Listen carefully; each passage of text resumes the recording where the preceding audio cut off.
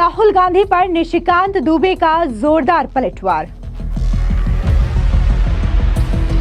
निशिकांत दुबे बोले, नागरिकता supreme court तय नहीं करेगा तो क्या कांग्रेस पार्टी तय करेगी। निशिकांत दुबे की मांग, प्रियंका गांधी के खिलाफ कोर्ट ले स्वतः संज्ञान। सुप्रीम कोर्ट के ऑब्जर्वेशन के ऊपर प्रियंका गांधी ने यही बातें कही। सोनिया गांधी की अध्यक्षता में जो कल मीटिंग हुई, इसी तरह की बातें सभी ने दोहराई।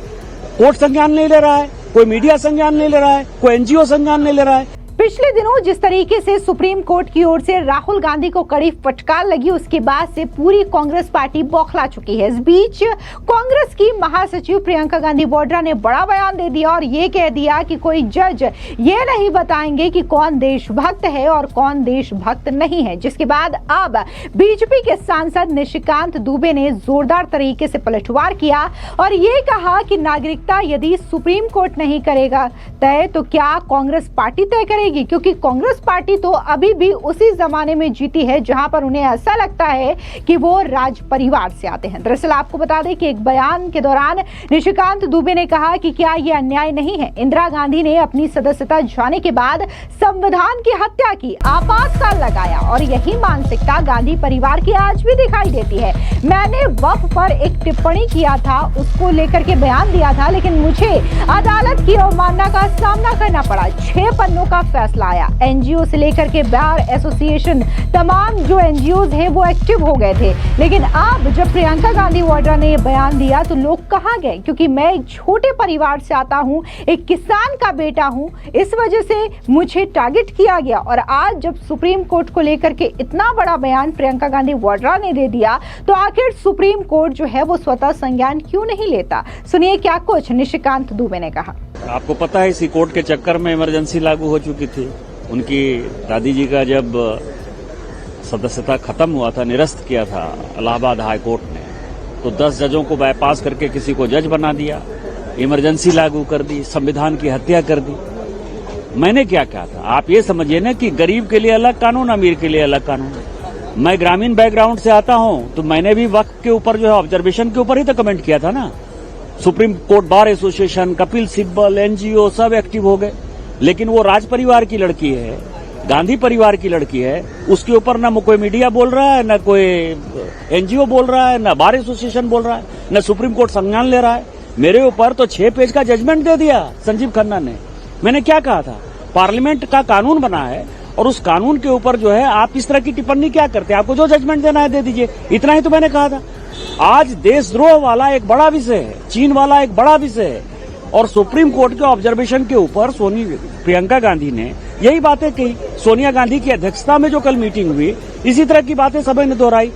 कोर्ट संज्ञान नहीं ले रहा है, कोई मीडिया संज्ञान नहीं ले रहा है, कोई एनजीओ संज्ञान नहीं ले रहा है। तो मुझे ये लगता है कि न्यायपालिका के ऊपर धीरे धीरे लोगों का विश्वास हो जाएगा कि अमीरों के लिए अलग न्याय है, गरीबों के लिए अलग न्याय है, मुसलमानों के लिए अलग न्याय है, हिंदुओं के लिए अलग न्याय है। इसके ऊपर संज्ञान लेने की आवश्यकता है। दरअसल आपको बता दें कि कांग्रेस की महासचिव प्रियंका गांधी वाड्रा ने मंगलवार को संसद परिसर में बड़ा बयान देते हुए सीधे तौर पर सुप्रीम कोर्ट पर ही सवाल उठा दिया।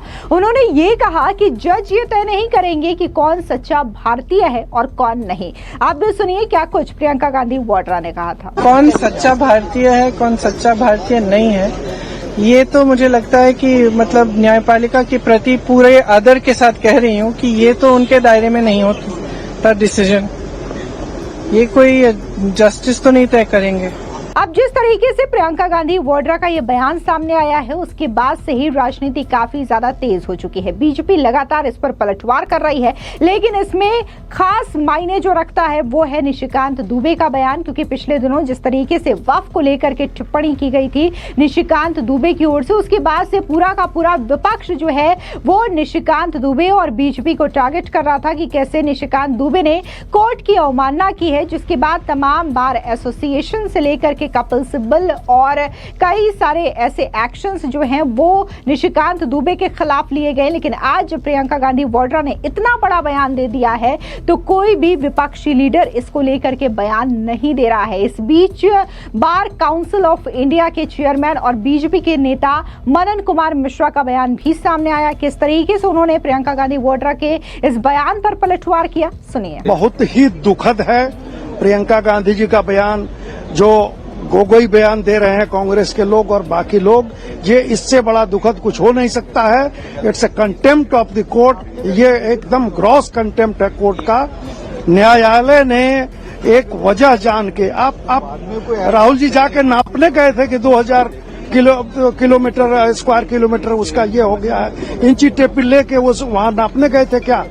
तो सेना के उसके वजूद पे, उस सेना के सैंक्टिटी पे, सेना के आपके मान सम्मान पे उस ठेस पहुंचाना, ये बहुत ही बड़ा अन्याय है। और कोर्ट के बारे में आप लगातार संसद के बाहर आप बैठकें कर रहे हैं और संसद को और कोर्ट को आप अनाप शनाप बोल रहे हैं, ये एकदम बिल्कुल ही बर्दाश्त के बाहर है, ऐसा नहीं चलेगा। इसके अलावा बीजेपी के नेता अमित मालवीय ने भी सोशल मीडिया साइट एक्स पर पोस्ट करते हुए प्रियंका गांधी वाड्रा को आड़े हाथों लिया। उन्होंने कहा कि अगर अदालतें ये तय नहीं करेगी कि कौन राष्ट्रीय है और कौन राष्ट्र विरोधी, तो फिर कौन करेगा। गांधी परिवार का ये अहंकारी अधिकार न केवल हैरान करने वाला है, बल्कि न्यायपालिका की अवमानना की बू भी आती है। ये बेशर्मी से की गई अवज्ञा सर्वोच्च न्यायालय के अधिकार को सीधी चुनौती है और इसे यूं ही नहीं रोका जा सकता। न्यायपालिका को स्वतः संज्ञान लेना चाहिए, जैसा उसने बीजेपी के सांसद निशिकांत दुबे के मामले में किया था। कानून सभी पर एक समान रूप से लागू होना चाहिए। गांधी परिवार को यह मानने की इजाजत नहीं दी जा सकती कि वे इससे ऊपर है। दरअसल आपको बता दें कि 4 अगस्त को कांग्रेस के नेता राहुल गांधी ने भारतीय सेना पर जो टिप्पणी की थी चाइना वाले मुद्दे को लेकर के, इसी मुद्दे पर सुनवाई करने के दौरान सुप्रीम कोर्ट ने नाराजगी जताते हुए राहुल गांधी को कड़ी फटकार लगाई थी। कोर्ट ने कहा था कि सच्चा भारतीय ऐसी बयानबाजी कभी नहीं कर सकता, वो ऐसा नहीं कह सकता अपनी सेना को लेकर के। आपको कैसे पता चला कि चीन ने भारत की 2000 वर्ग किलोमीटर जमीन पर कब्जा कर लिया है? दरअसल आपको बता दें कि 16 दिसंबर 2022 को भारत जोड़ो यात्रा के दौरान राहुल गांधी ने काफी ज्यादा विवादित बयान सेना के खिलाफ दिया था। ये कहा था कि लोग भारत जोड़ो यात्रा के बारे में पूछेंगे, लेकिन चीन ने 2000 वर्ग किलोमीटर भारतीय जमीन कब्जा कर ली है। 20 भारतीय सैनिक मारे गए और हमारे सैनिकों को अरुणाचल प्रदेश में पीटा जा रहा है, उनके बारे में बात तक नहीं की जा रही है। आपको बता दें जिस तरीके से राहुल गांधी का ये बयान सामने आया था, उस वक्त तब भी देश में काफी ज्यादा हंगामा हुआ था, जिसके बाद कई सारे लोग इससे काफी ज्यादा हर्ट हुए थे और उसके बाद उन्होंने सुप्रीम कोर्ट का रुख किया था, जिसके बाद सुप्रीम कोर्ट में बाकायदा इस मामले की सुनवाई चल रही है। और इसी मामले की सुनवाई के दौरान सुप्रीम कोर्ट की ओर से यह कड़ी फटकार राहुल गांधी को लगाई जाती है। लेकिन जब राहुल गांधी को यह फटकार लगती है तो उनकी बहन प्रियंका गांधी वाड्रा पूरी तरीके से बौखला जाती है और ये कह देती हैं सुप्रीम कोर्ट पर सवाल उठाते हुए कि आखिर जज तय करने वाले कौन होते हैं कि कौन सच्चा भारतीय है और कौन सच्चा भारतीय नहीं है। जिसके बाद से ही इस पूरे बयान को लेकर के सियासी घमासान तेज है। बीजेपी लगातार इस पर पलटवार कर रही है और ये कह रही है कि जिस तरीके से निशिकांत दुबे के खिलाफ कोर्ट ने स्वतः संज्ञान लिया था, उनके खिलाफ तमाम जो एनजीओ थे वो एक्टिव हो गए थे, तो ठीक इसी तरीके से अब प्रियंका गांधी वाड्रा पर भी एक्शन लेना चाहिए। आखिर ये तमाम एनजीओ खामोश क्यों हो गई है? क्यों कुछ लोग प्रियंका गांधी वाड्रा पर बयान नहीं दे रहे हैं? फिलहाल इस पूरी खबर पर आपकी क्या राय है? कमेंट सेक्शन में जरूर बताएं। धन्यवाद।